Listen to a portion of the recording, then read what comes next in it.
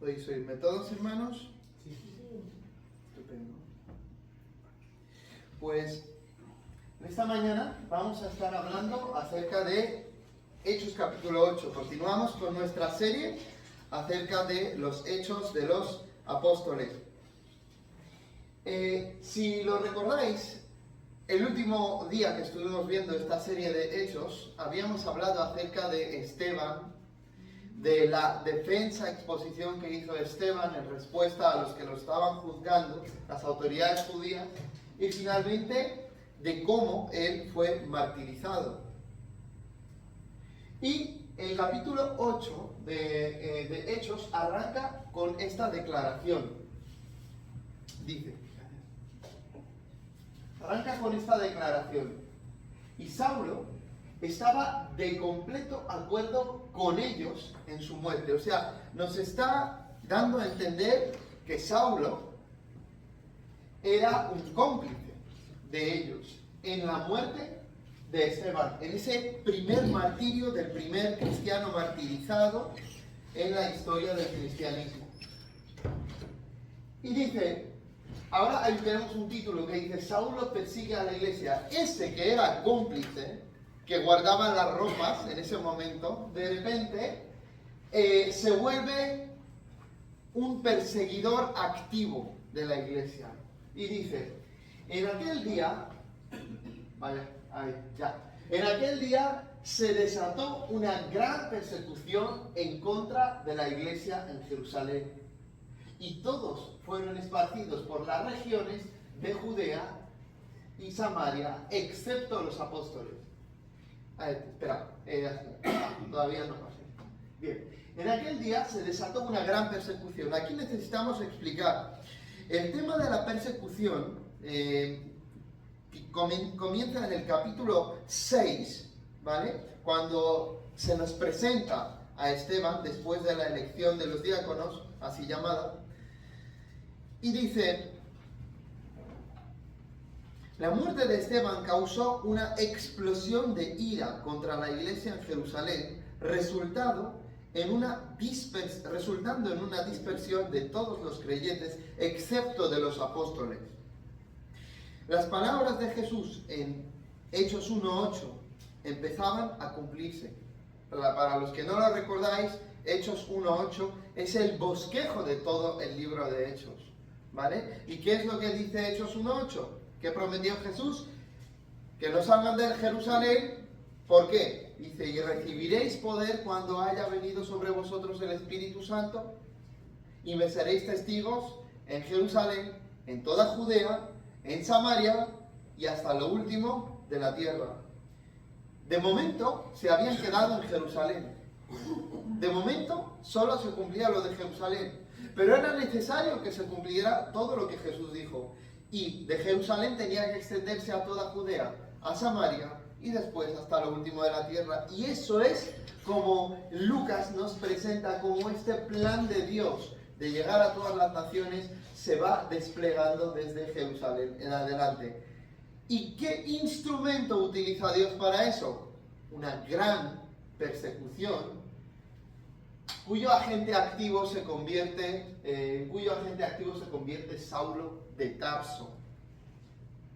Bien, entonces continuamos y dice que ¿quiénes se habían quedado, hermanos?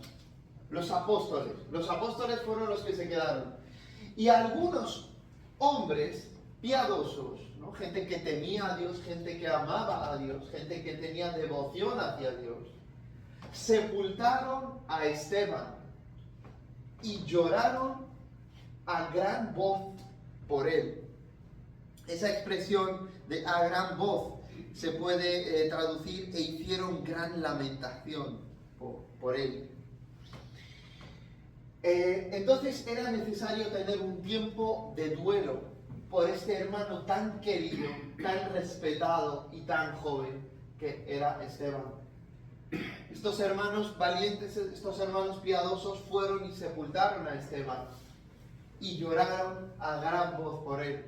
Y no es para menos, ¿verdad? No es para menos. Continuamos. Pero Saulo, Otra vez ahí está Saulo, el que era pasivo allí y aquí es activo. Pero Saulo hacía estragos en la iglesia, entrando de casa en casa y arrastrando a hombres y mujeres. Los echaba en la cárcel. Dice que Saulo hacía estragos en la iglesia. La expresión hacía estragos. Fijaos lo que he aprendido mientras preparaba esta predicación. Hacía estragos aparece en la Septuaginta, que es la versión griega del texto hebreo del Antiguo Testamento, traducido por judíos en la época antes de Cristo. Y dice que la expresión hacía estragos aparece en la versión griega, porque daos cuenta de que Lucas está escribiendo hechos en griego. O sea, que había precedentes de escritos bíblicos en griego. Y él lo que dice que hacía estragos aparece en la Septuaginta en el Salmo 80:13, en referencia a un puerco montés que devora una viña. La viña es el pueblo de Dios, es el pueblo de Israel, que por analogía es la iglesia en el Nuevo Testamento. Y así como podía haber esos puercos, ¿no? Espiritualmente hablando, puercos monteses que devoraban la viña de Dios, que es el pueblo de Dios, había un Saulo, que es como ese puerco montés que devoraba a la iglesia, se la cargaba. Estaba atacando al pueblo de Dios, estropeando la obra del Señor, ¿verdad? Era una oposición espiritual. Y Lucas, que escribe en griego y conoce la expresión de la Septuaginta al parecer, emplea ese lenguaje que aparece ya en este precedente de la traducción del hebreo al griego. Muy interesante descripción de lo que Saulo, su amigo Saulo, que después sería Pablo, estaba haciendo en su vida antes de su conversión a Jesucristo. Y continuamos. Entonces los echaba en la cárcel, ¿verdad? ¿Qué es lo que hacía Pablo? No nos dice que los mataba, pero sí los echaba en la cárcel. Y ahora, en medio de todo esto, se nos dice otra cosa más. Ahí se titula Predicación de Felipe en Samaria, pero justo antes de que pase esto se nos informa de algo en el versículo 4. Fijaos lo que se nos dice. Así que los que habían sido esparcidos iban predicando la palabra. ¿Os acordáis en el versículo 1 que hemos leído de los que habían sido esparcidos y que no eran los apóstoles? Porque los apóstoles se habían quedado, sí o sí, tenían que quedarse. Eso es lo que ellos entendían. Pero el resto que fueron esparcidos, cuyo ejemplo dado por Lucas es Felipe, pero no era el único, por eso nos habla de Felipe después, pero nos habla de que había muchos hermanos, varios hermanos, que tras ser esparcidos por la persecución, iban predicando la palabra. Y solo un ejemplo de ello es Felipe, de quien nos va a hablar a continuación. Pero tened en cuenta, la tarea de la exposición, de la divulgación del Evangelio, es tarea de todos. Y es cuando fueron sacados de Jerusalén por fuerza, por persecución, que empezaron a practicarlo. Espero que no pase esto con nosotros, que no tengamos que ser perseguidos para darnos cuenta de que hay que expandir la palabra y predicar la palabra activamente. Porque dice que los que habían sido esparcidos iban predicando la palabra. Y eso es lo que hay que hacer. Ir predicando la palabra allí donde vas. Ser consciente. Como dicen hoy en día, ser intencional. Continuamos. 5. Felipe.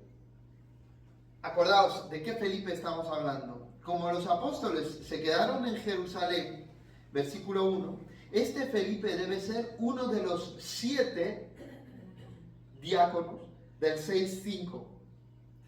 Después llamado Felipe el Evangelista en Hechos 21:8. O sea, ya por el ministerio, la trayectoria que tenía años después, en el 21:8 ya se le llama Felipe el Evangelista. ¿Os acordáis que Dios ha puesto apóstoles, profetas, evangelistas, pastores y maestros? Pues Felipe era el evangelista. En ese momento era un siervo de mesas que había sido perseguido. Y en ese proceso, ¿qué sucede? Felipe, descendiendo a las ciudades de Samaria, les predicaba al Mesías, a Cristo. Al no ser Samaria parte de Judea, pensad, ¿no? La geografía, Galilea, en el centro Samaria y en el sur Judea, ¿vale? Jerusalén está en Judea. Entonces, al no ser Samaria, la parte central, parte de Judea, la acción de Felipe fue el primer intento de predicar el Evangelio fuera del territorio nacional judío, digamos así, ¿no? Y fijaos, descendiendo a Samaria, ¿por qué dice descendiendo? Porque, bueno, Jerusalén se sitúa en un monte, entonces, bueno, descendiendo hacia Samaria. Les predicaba a Cristo, al Mesías. ¿A quiénes? A los samaritanos. Los samaritanos se odiaban con los judíos. Y ahí tenemos un buen samaritano, Felipe, que va y hace el favor de predicar a esos mestizos, esos extraños samaritanos que eran sectarios, que tenían lo que se conoce como el Pentateuco samaritano, que era una especie de recortada del Pentateuco. O sea, todos sectarios, adoraban en un monte, tenían un Pentateuco recortado, cosas como adaptadas a su religión tan particular. Pero él va y descendiendo les predicaba a Cristo. Eso es algo novedoso, no lo habían hecho antes. Y las multitudes unánimes prestaban atención a lo que Felipe decía, al oír y ver las señales que hacía. Lo que hizo Jesús con la mujer samaritana en Juan capítulo 4, ahora tenemos a un Felipe que va a los samaritanos y de nuevo hay un grupo de samaritanos que escuchan. Prestaban atención a lo que Felipe decía al oír y al ver las señales que él hacía. Claro, no es solamente que empezó a hablar, Dios acompañaba con las señales y milagros y prodigios para que ellos tuviesen confirmación de que este mensaje no era pura teoría o un rabino más que había venido a enseñar algo nuevo, algo interesante, sino que era la verdad, porque Yahvé, Dios, el Dios de Israel, estaba con él, sanando y haciendo lo mismo que él hizo alguna vez a través de los profetas Elías y Eliseo, y a través de Jesús, de quien ellos también habían escuchado hablar y a quien algunos habían conocido. Entonces, dice que prestaban atención a lo que decía cuando, al oír y ver las señales que hacía. Entonces, continuamos. Dice, porque de muchos que tenían, ¿qué estaba pasando? Porque sus palabras estaban acompañadas de señales. Y dice que, porque de muchos que tenían espíritus inmundos, o sea, demonios, salían de ellos gritando a gran voz. Y muchos que habían sido paralíticos y cojos eran sanados. Imaginaos, ¿no? La escena. Gente paralítica y coja sanándose y gente ahí gritando a lo loco, endemoniados, y Felipe ahí, en el nombre de Jesús, echando a los demonios. ¿Cómo no iba a llamar eso la atención? Eso era el poder de Dios, verdadero poder de Dios siendo desplegado, demostrando que el mensaje del Evangelio de Jesucristo es la verdad. Y versículo 8, y había gran regocijo en aquella ciudad. Imaginaos cuando ves a la gente enferma de tu ciudad, todos sanándose sistemáticamente. Y ver a la gente endemoniada, loca, ves cómo se ponen bien, parecen normales. Y había gran regocijo en aquella ciudad. ¿Qué más pasó? Ahora llega lo del Simón el mago. Y cierto hombre llamado Simón, hacía tiempo que estaba ejerciendo la magia en la ciudad, o sea, hechicería, ¿vale? y asombrando a la gente de Samaria, pretendiendo ser un gran personaje.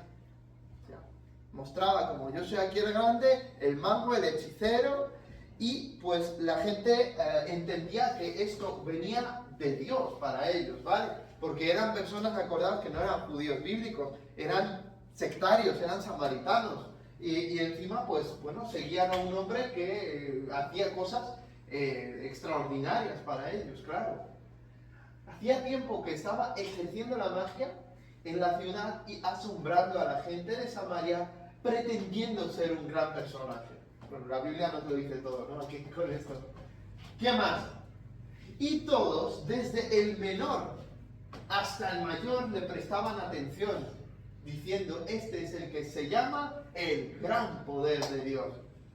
Hasta que Dios te sorprende y te muestra quién es Él.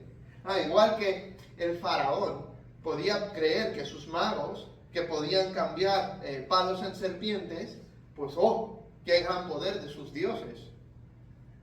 Hasta que los propios magos tuvieron que decir, después de la cuarta plaga, tuvieron que decir, esto es dedo de Dios, nosotros no podemos continuar, esto nos supera, esto es demasiado. Lo que el Dios Jehová, Yahvé, el Rey del universo hace, ningún espíritu podía ayudarles a imitar. Iba demasiado lejos. Y claro, y él como mago lo ve. Mirad lo que pasa después. Este es el gran poder de Dios hasta que te encuentras con algo más grande. Dale, por favor. Versículo 11. Le prestaban atención porque por mucho tiempo los había asombrado con sus artes mágicas. Pero, ¿qué pasa después? Pero cuando creyeron a Felipe, que anunciaba las buenas nuevas del reino y el nombre de Cristo Jesús, ¿qué hacían? Se bautizaban tanto hombres como mujeres. Gloria a Dios. O sea que esto estaba creciendo. El evangelio se estaba divulgando. ¿Y qué pasó? Versículo 13. Y aún Simón mismo creyó. ¿No sabe qué creyó? Claro. Fijaos, aquí es una de las pocas veces, como lo vais a comprobar ahora mismo, en Hechos 8:13 y Juan 8:31, es una de esas pocas veces que el Nuevo Testamento utiliza la misma palabra, creer, para personas que evidentemente no se han convertido. ¿Por qué? Creen como Santiago dice que no hay que creer. La fe sin obras es muerta. ¿Por qué? Porque es una fe sin fruto digno de arrepentimiento, sin obras que la sigan. Es una fe teórica. O sea, él creyó, Simón el mago creyó que era verdad esto, que esto era auténtico, que esto era de Dios, pero no ha entregado el control de su corazón a Cristo Jesús, a diferencia de otros que sí creyeron en el sentido. Por eso la palabra creer puede ser como dice, pues tú crees en Dios, crees que hay un Dios, haces bien, pero los demonios también creen y tiemblan.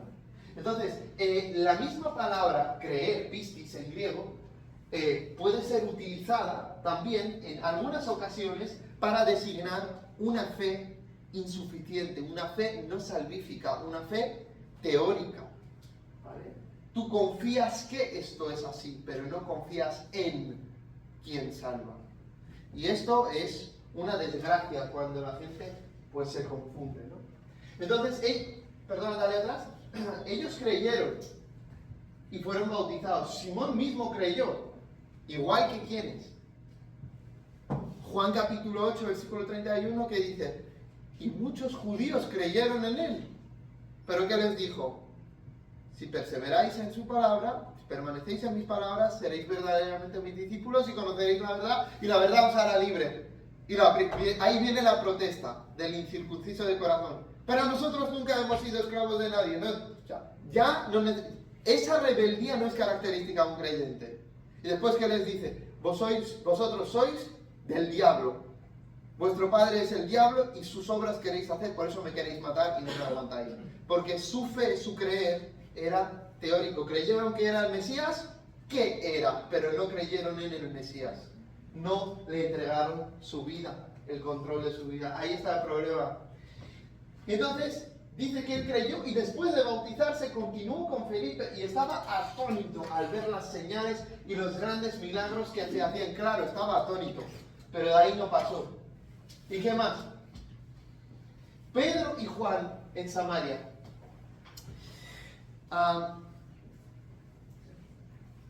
Dice el 14, cuando los apóstoles que estaban en Jerusalén oyeron que Samaria había recibido la palabra de Dios, les enviaron a Pedro y a Juan, quienes descendieron y oraron por ellos para que recibieran el Espíritu Santo, pues todavía no había descendido sobre ninguno de ellos, solo habían sido bautizados en el nombre del Señor Jesús.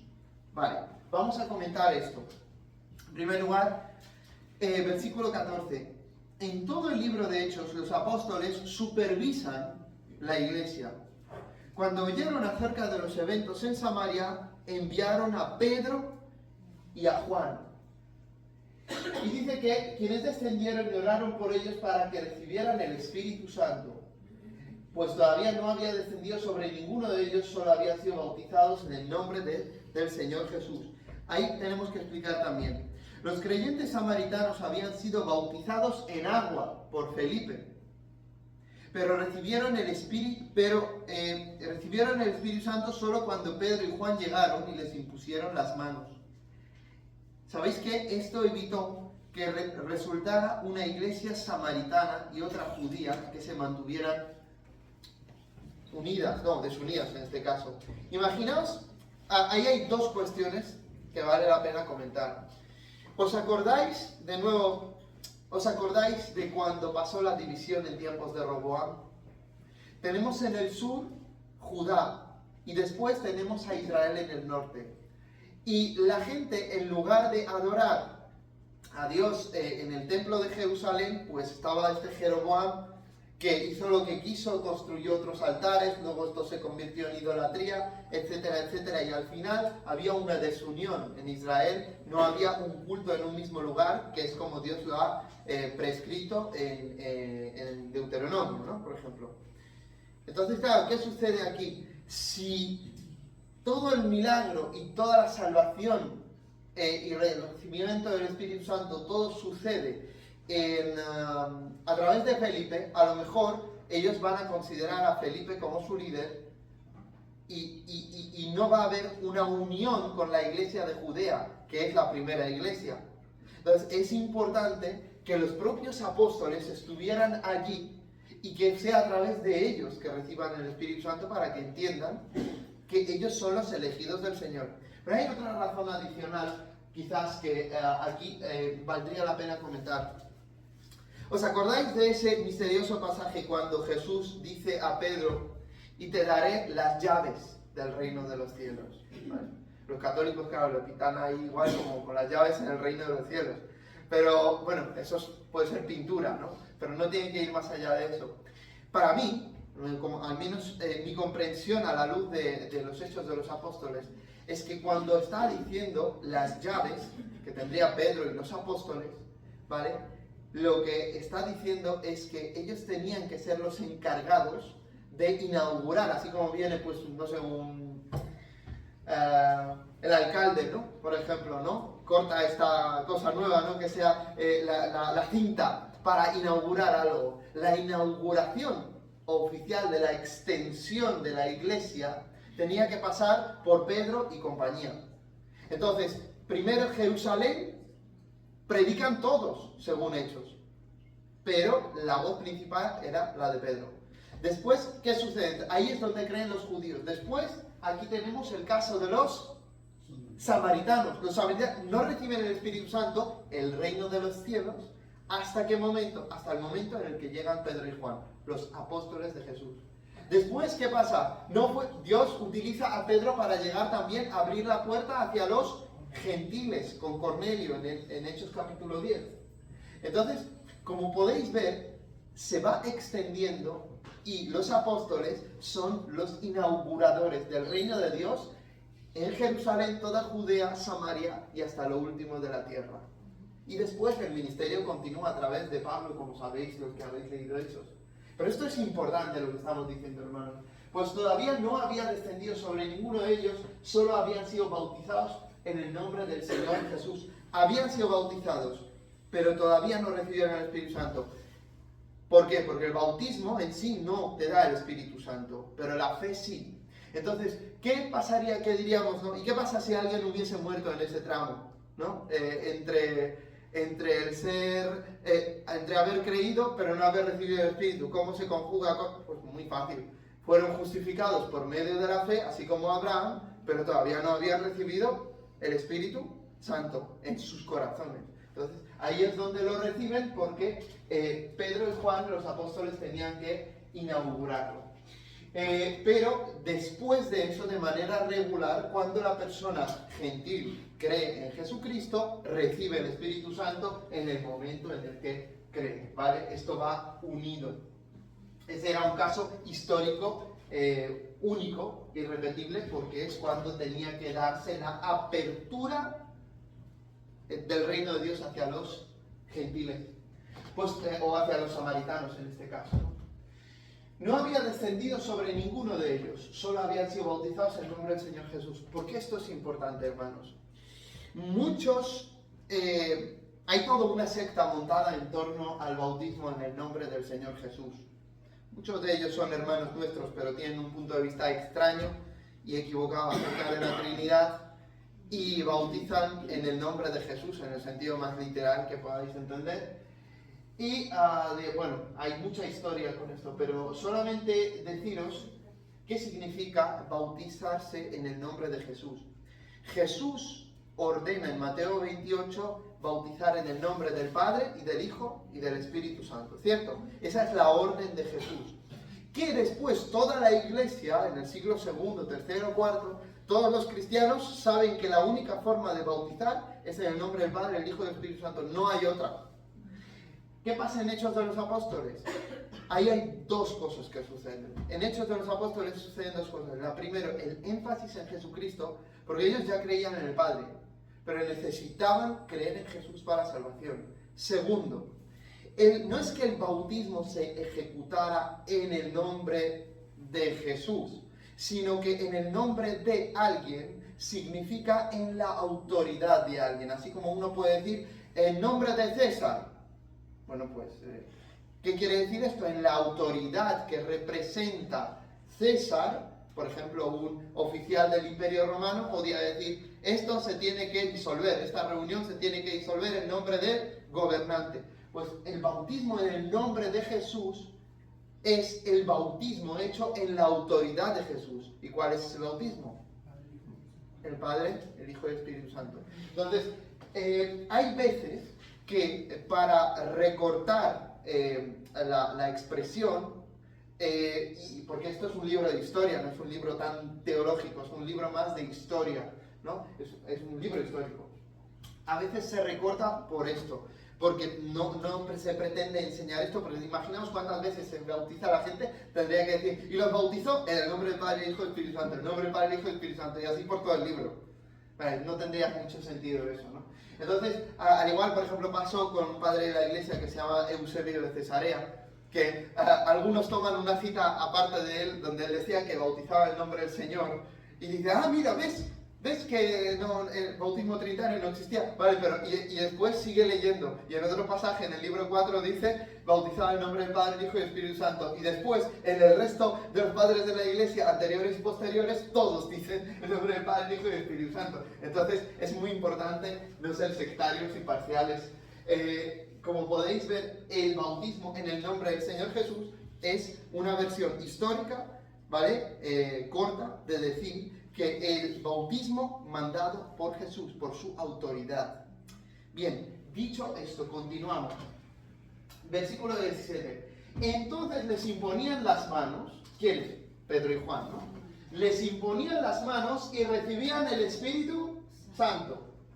Cuando Simón el mago vio que el Espíritu se daba por la imposición de las manos de los apóstoles, les ofreció dinero. Mala cosa.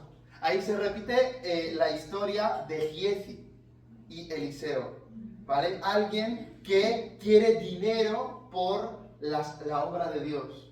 Y se le pega la lepra de Naamán, si recordáis. Cuando Simón vio que el Espíritu se daba por la imposición de las manos de los apóstoles, les ofreció dinero, diciendo: dadme también a mí esta autoridad, de manera que todo aquel sobre quien ponga mis manos reciba el Espíritu Santo. Qué mal, ¿verdad? Qué asqueroso.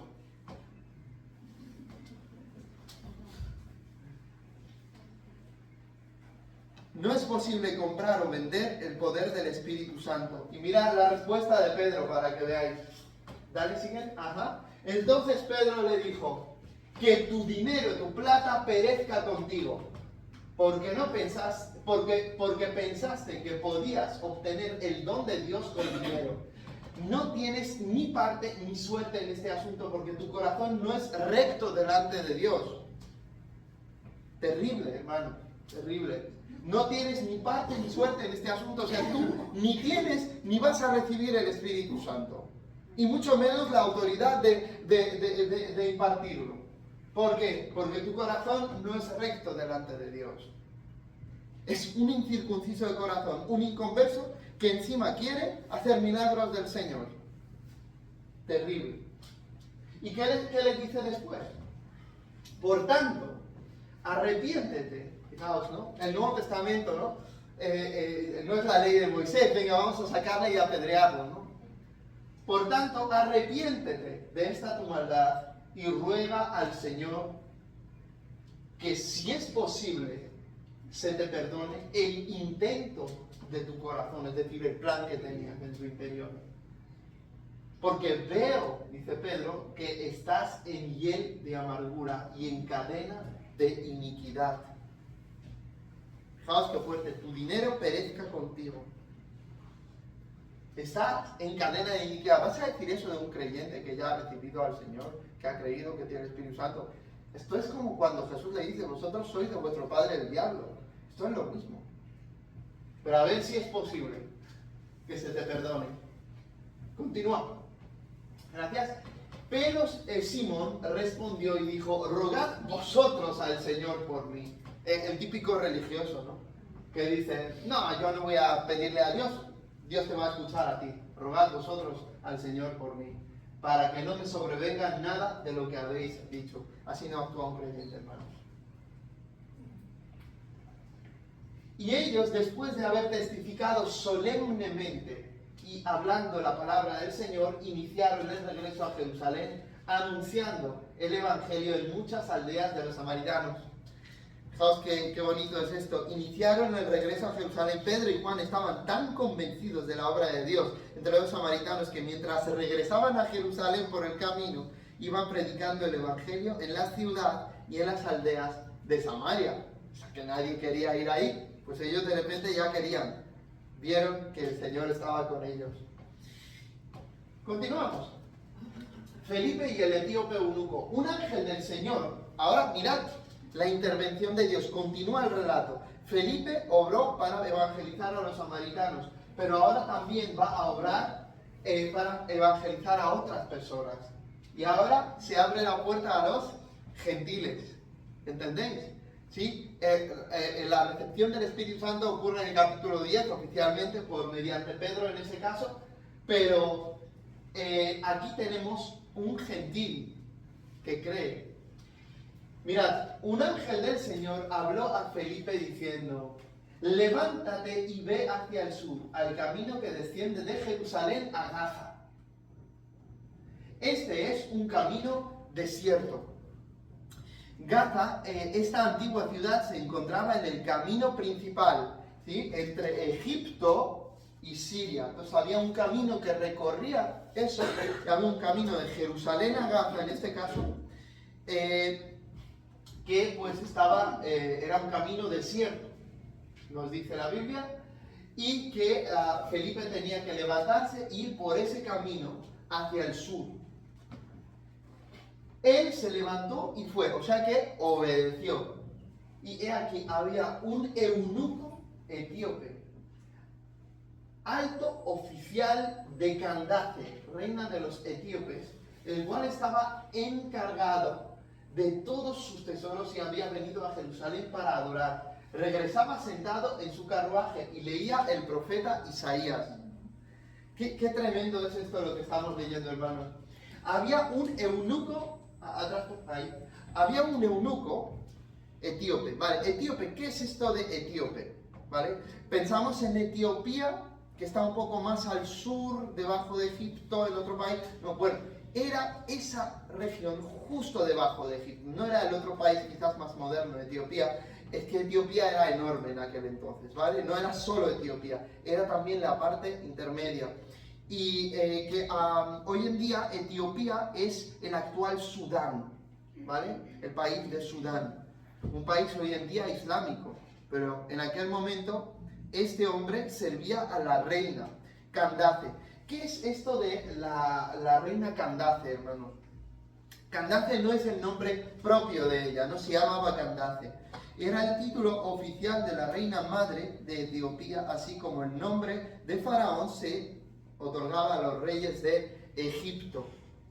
Entonces, Etiopía estaba hacia el nacimiento del río Nilo. Posiblemente el etíope era un judío prosélito. Es posible que era un judío prosélito. Es decir, ¿qué es un judío prosélito? Para que me entendáis. Un gentil, ¿vale? Que quiere hacerse judío. Entonces, alguna vez os habré comentado que hay dos tipos de prosélitos. Ahora no viene a cuento explicar todo esto a fondo. Pero la idea es que él creía en el Dios de Israel, adoraba al Dios de Israel y seguramente estaba en un proceso de judaizarse. O tal vez es posible que fuese un gentil sencillamente que adoraba al Dios de Israel. Mirad qué interesante es esto. Era eunuco. ¿Qué significa que era eunuco? Bueno, pues que le habían cortado a él, ¿sí? No tenía circuncisión como tenían los judíos, sino que no tenía la parte que le hace ser capaz de tener hijos. ¿Sí? Tenía el miembro viril, pero no tenía lo que le da la capacidad de reproducción. ¿Y esto por qué es tan importante, hermanos? Porque lo que leemos a continuación en Isaías, el pasaje que él estaba leyendo, hermanos, tiene que ver justo con eso. Él fue a Jerusalén a comprarse el libro de Isaías porque era una persona condenada a no poder tener hijos nunca por su situación física, porque era un siervo de la reina. Y entonces, dentro de esta situación en la que él se encontraba, él quería hallar esperanza, la esperanza descrita en el libro de Isaías para los extranjeros y eunucos. Mira, os lo voy a leer. Isaías 56, 3 al 7 dice: el extranjero que por su propia voluntad se ha unido al Señor, dice Dios, no debe decir: el Señor me excluirá de su pueblo. Tampoco debe decir el eunuco: no soy más que un árbol seco. Porque así dice el Señor: a los eunucos que observan mis sábados, que elijan lo que me agrada y sean fieles a mi pacto, ¿cuál? El antiguo pacto, ¿no? La ley de Moisés. Les concederé ver grabado su nombre dentro de mi templo y de mis murallas. O sea que quien quería venir a él, podía venir a él, el extranjero y el eunuco. Eso les será mejor que tener hijos e hijas. También les daré un nombre eterno que jamás será borrado. Imaginaos qué promesas él podía estar leyendo, decir: mira, el Dios de Israel me ama y me está prometiendo tratarme como un hijo, como a los demás, al resto del pueblo judío. Y a los extranjeros que se han unido al Señor para servirlo, para amar el nombre del Señor y adorarlo, a todos los que observan el sábado sin profanarlo y se mantienen firmes en mi pacto, los llevaré a mi monte santo, los llenaré de alegría en mi casa de oración, aceptaré los holocaustos y sacrificios que ofrezcan sobre el altar, porque mi casa será llamada casa de oración para todos los pueblos. La palabra de Jesús, el templo. ¿Os dais cuenta? Él va a Jerusalén, a la casa de oración para todos los pueblos. Se acerca al Dios de Israel y como era una persona adinerada, siervo de la reina, se puede permitirse comprar un rollo del profeta Isaías y se lo lleva hacia su país y ahí está leyendo Isaías, deleitándose en lo que puede entender, pero había cosas que no podía entender. Continúa. Y el espíritu, ahora primero fue el ángel, ahora fue el espíritu, le dijo a Felipe: ve y júntate a ese carruaje. Cuando Felipe se acercó corriendo, le oyó leer el profeta Isaías y le dijo: ¿entiendes lo que lees? Y él respondió: ¿cómo podré a menos que alguien me guíe? Necesita de un judío, ¿no? El judío tiene que ayudar a otras naciones, como dice Isaías también, a llevarlos, a acercarlos al monte del Señor, ¿no?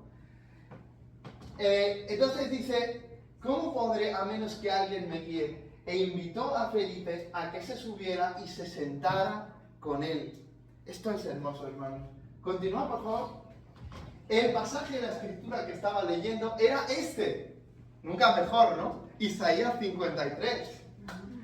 Como oveja fue llevada al matadero, y como cordero mudo delante del que lo trasquila, no abre él su boca. En su humillación no se le hizo justicia.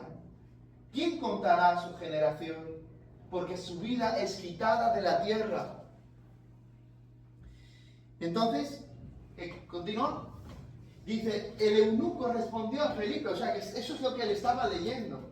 El eunuco respondió a Felipe y dijo: te ruego que me digas, ¿de quién dice esto el profeta? ¿De sí mismo? O sea, que él iba a sufrir de esa forma, Isaías, ¿o de algún otro?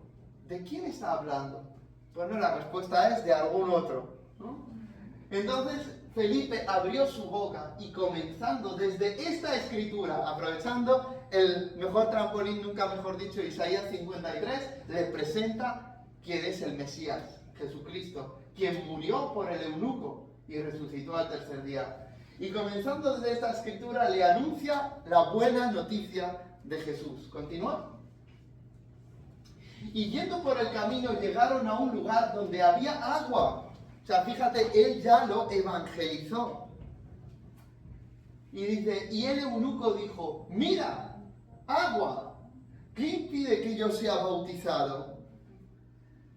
La predicación del evangelio produjo arrepentimiento y confesión de fe en el eunuco, y Felipe lo bautiza. Después, en el versículo 37 leemos: y Felipe dijo: si crees con todo tu corazón, puedes. Respondió él y dijo: creo que Jesucristo es el Hijo de Dios. Dice después: y mandó parar el carruaje, y ambos descendieron al agua, Felipe y el eunuco, y lo bautizó. Pero fijaos, el versículo 37 es un versículo cuestionado, porque aunque de ninguna manera uno podría imaginarse que haya sido una interpolación a propósito, porque esto es contrario a la doctrina de la Iglesia Católica. La Iglesia Católica niega la necesidad de la fe en el corazón para bautizarse, porque bautiza a los niños, pero parece que quizás alguien es posible, o que estuviera en el original tal cual, o es posible que alguien haya escrito esto y después se haya transmitido, ¿no?, de alguna manera dentro de los manuscritos. Porque dice que los manuscritos más antiguos no incluyen el versículo 37, cosa que es totalmente contraproducente, ya os digo, para la Iglesia Católica y Ortodoxa. Entonces, pues o es original o no está, pues porque se introduce posteriormente por estar copiando, y quizás hayan copiado un comentario que alguien haya hecho allí y pues al final ha quedado como ha quedado. Pero el caso es que pues es cuestionable, ¿no?, la autenticidad del versículo. Lo que sí está claro es que la fe como indispensable para el bautismo, aunque aparece aquí afirmada, aparece afirmada en el resto del Nuevo Testamento muy claramente. Continuamos. Versículo 38: y mandó parar el carruaje, ambos descendieron al agua, Felipe y el eunuco. Al salir ellos del agua, el Espíritu del Señor arrebató a Felipe, y no lo vio más el eunuco, que continuó su camino gozoso. Y mira lo que dice: O sea, el eunuco se va tan contento. ¡Wow! ¿Dónde está mi predicador? Ya no está. Se va contento a casa. Se va no solo con el libro de Isaías, con la palabra afuera, se va con la palabra adentro. Se va con el Espíritu Santo, se va con Jesús. Se va con la esperanza de saber que Él es alguien admitido, no por guardar la ley, no por cumplir el sábado, que es lo que decía Isaías hablando del antiguo pacto, sino por la gracia de Dios por medio de Jesucristo. Qué buena esperanza para llevarnos, ¿no?